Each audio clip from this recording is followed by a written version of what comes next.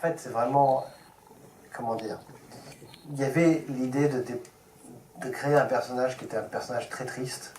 un personnage qui était un peu au bout du rouleau, qui n'avait plus vraiment envie de continuer, un personnage dont les deux filles, il y en a une qui ne lui parle plus, l'autre qui vit à Boston, la mère qui est partie, et finalement la seule qui est restée avec lui, c'est Sugar. Et quand on arrive dans ce condo un peu sordide, et que le chien est là, on sait qu'il ne serait jamais parti sans elle. Donc il y a quelque chose qui alerte, qui est la vraie, comment dire, le vrai élément, c'est vraiment le chien qui permet de nous dire, bah, c'est pas normal, il y a quelque chose qui va pas. Ensuite,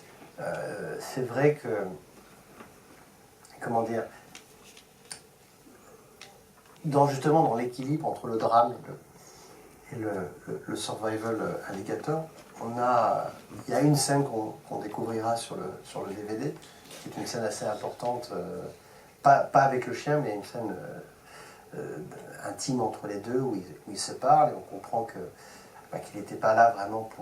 pour essayer de protéger la maison, mais vraiment pour se laisser mourir dans la tempête, si ça devait arriver.